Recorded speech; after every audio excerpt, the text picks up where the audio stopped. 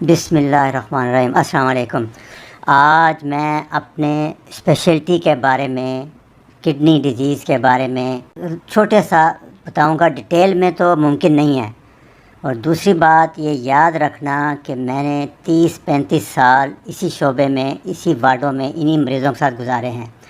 और मैं आपको जो बात बताऊंगा पूरी दयानतदारी से सच बताऊंगा कि मैंने अपने 35 साला प्रैक्टिस में सबसे ज़्यादा तकलीफ़ दे गुर्दे फेल होने के मरीज़ों को देखा है। क्योंकि बाकी बीमारियों में जैसे लिवर है, वो उसका कोई ट्रीटमेंट नहीं है, वो फोत हो जाएगा या ट्रांसप्लांट करा लेगा। दिल का भी ऐसे स्टंट डलवा लेगा, लाइफ गुजारे।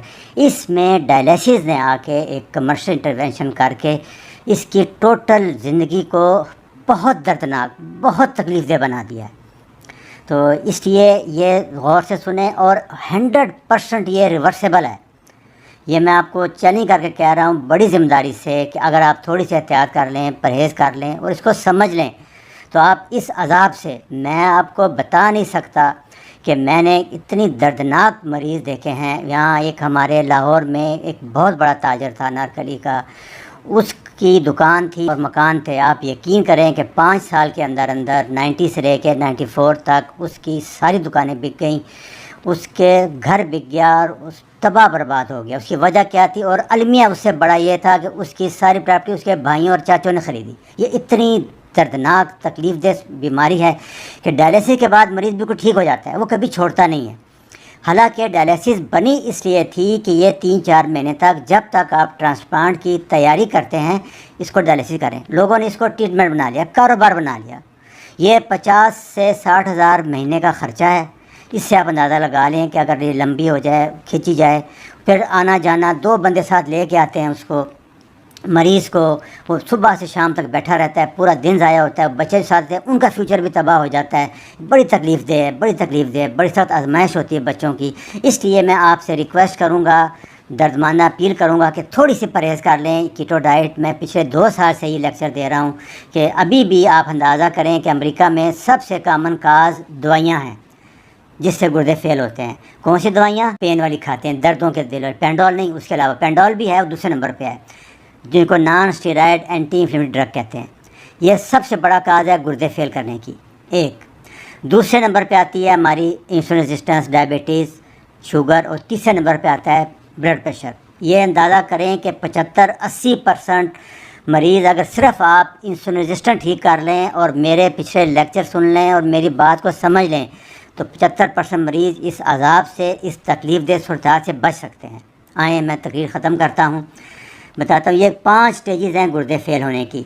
ये लेफ़्ट हैंड में 1 नंबर स्टेज है, उसके बाद राइट हैंड गुर्दा श्रिंक हो गया है। और एक बात और याद रखें कि ये इर्रिवर्सिबल है, गुर्दा रीजनरेट नहीं होता, गुर्दा दोबारा रिपेयर नहीं होता। याद रखें, लीवर हो जाता है, हार्ट भी गुजारा कर लेता है, रिपेयर होकर चलता रहता है, गुर्दा नहीं करता काम। ये चीज़ ध्यान में रखनी है आपने। 5 स्टेजेस हैं, ये कंसेंसस है लोगों का, ये कोई 100% नहीं होती। ये सिर्फ आसानी के लिए, लोगों को पढ़ाने के लिए, डॉक्टरों को और पेशेंट को बताने के लिए तो ये स्टेजेस बन जाती है। तो आए मैं सबसे पहले आपको फिर दोबारा गुर्दे के फंक्शन याद दिलाता हूँ। पहले भी मैं बता चुका हूँ कि गुर्दे का 4-5 बड़े बड़े फंक्शन हैं। पहले फिल्ट्रेशन, जितना ब्लड आता है उस सारे को फिल्टर करता है, उसको छानता है सारा, और उसके बाद जो काम की चीज़ें हैं उनको दोबारा रीअब्ज़ॉर्ब कर लेता है। दूसरे नंबर पे सेंसर है, आपका पानी कम है, नमक कम है, ये एकदम सेंसर करके उसके मुताबिक, अगर पानी नहीं पी रहे आप तो वो पेशाब रोक लेगा, पेशाब नहीं बनेगा। अगर पानी ज़्यादा पिया है, सोडियम ज़्यादा खा लिया है, पोटाशियम ज़्यादा खा लिया है, तो वो पेशाब में निकाल देगा। ये सेंसर है इसका। तीसरा, वो हार्मोन बनाता है, जैसे मैंने बताया था विटामिन डी कन्वर्ट करता है, और उसके अलावा ये एक एथोपार्टिन हार्मोन बनाता है। ये सारे सब, ये उसकी एक पिक्चर है ग्लोमेरुलर नेफ्रॉन की। ये छोटी छोटी कैपरीज होती हैं सारी। ये जैसे लेफ़्ट साइड पर नॉर्मल है, हेल्दी है, और राइट साइड पे डायबिटिक है, देखा आप, उसमें सिरस हो चुकी है, सुराख हो चुके हैं। ये प्रोटीन लीक करेगा, चीज़ें लीक करेगा, ग्लूकोज लीक करेगा। दूसरा, ये पीएच मेंटेन करता है, तेज़ाबियत बॉडी की। अगर आपने कुछ ज़्यादा तेज़ाबियत है तो ये अल्कलाइन कर देगा। और चौथा, इसमें मैंने बताया कि दोबारा रीअब्ज़ॉर्ब करता है, और सब कुछ जो काम की चीज़ें, जैसे मसलन पानी और सोडियम 99% अब्ज़ॉर्ब कर लेता है। 1% मतलब 200 लीटर है तो 1 लीटर 1.5 लीटर पेशाब बना देगा।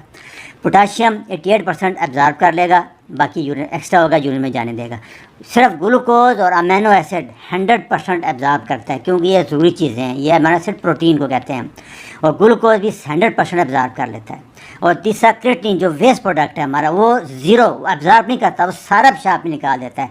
और ये इसका सबसे इम्पॉर्टेंट फंक्शन है कि बॉडी में, क्योंकि क्रिएटिनिन यूरिया टॉक्सिक हैं, ख़तरनाक है, उनको निकाल देता है। जो चीज़ें अच्छी हैं जैसे प्रोटीन है, ग्लूकोज है, पोटाशियम है, उनको रोक लेगा। ये इसका फंक्शन है बड़े बड़े।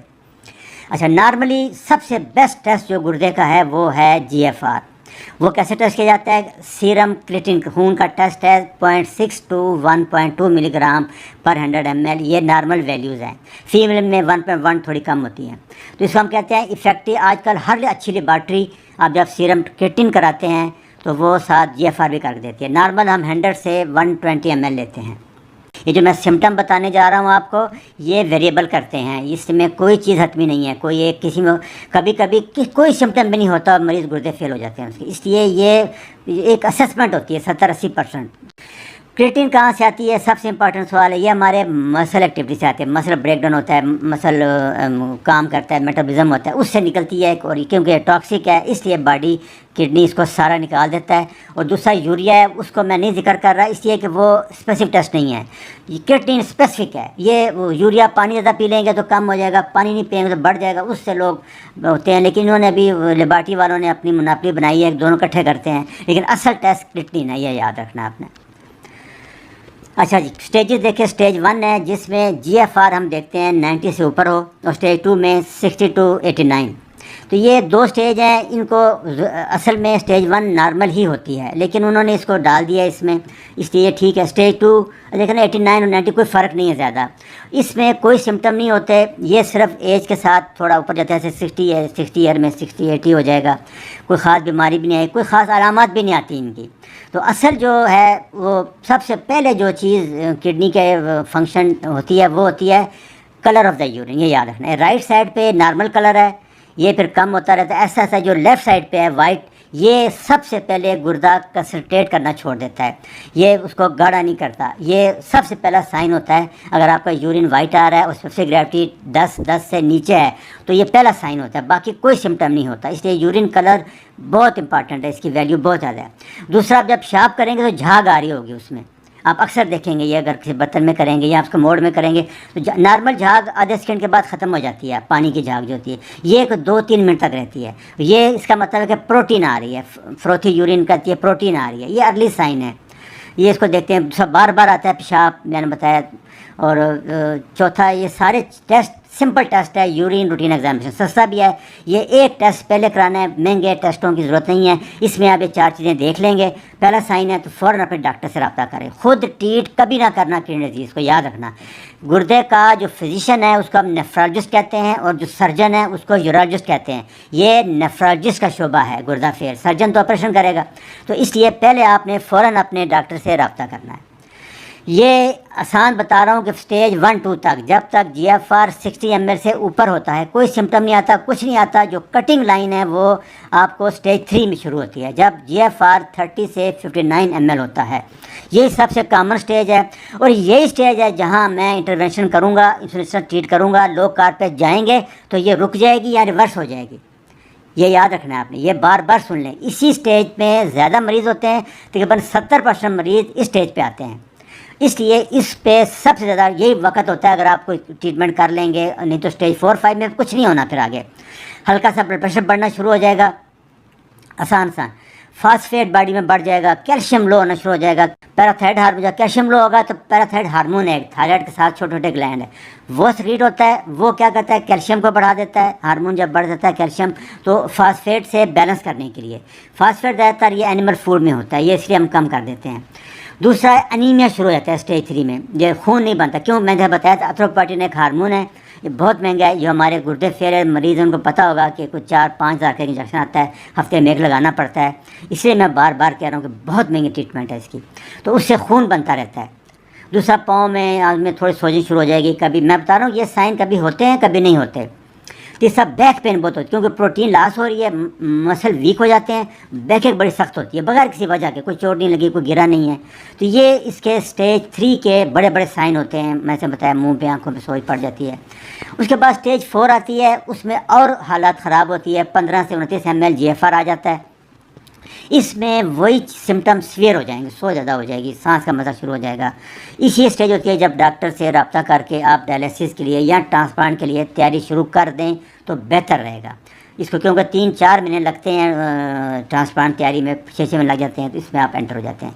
सिम्टम ये हो जाएंगे। ये स्टेज भी तकरीबन वो कहते हैं कि रिवर्स नहीं हो सकती। आप बहुत अच्छे मरीज़ हैं, परहेज़ करते हैं, तो इसको रोक लेंगे 2-4 साल तक डायलिसिस से, बस यही एम है, रिवर्स बिल्कुल नहीं होती। ये स्टेज 5 है। GFR 15 ml से कम हो जाता है, इसमें पे बहुत ज़्यादा मसला आता है। आखिरी स्टेज है, सांस चढ़ता है क्योंकि फेफड़ों में पानी भर जाता है, नींद बिल्कुल नहीं आ सकती, आप सीधे लेट नहीं सकते, खून की बहुत कमी हो जाती है, उसी वजह से सांस में आपके वो अमोनिया की ब्रेथ आती है, मेटालिक टेस्ट, जैसे कोई आपने खाया होता है उसकी टेस्ट बदल जाती है बड़ी। उसके बाद ये बढ़ेंगे सिम्टम, जिसमें खारिश शुरू हो जाएगी, ना वोमिटिंग शुरू हो जाएगी, कुछ भी नहीं खा सकेंगे आप, मसल में क्रैम्प पड़ते हैं, बड़े सख्त, कैल्शियम लो होने की वजह से, कई वजह हैं उनकी। ये सारे सिम्टम स्टेज 5 के हैं। इसके बाद फिर आप सुन लें कि ये डिजीज़ इरिवर्सिबल है।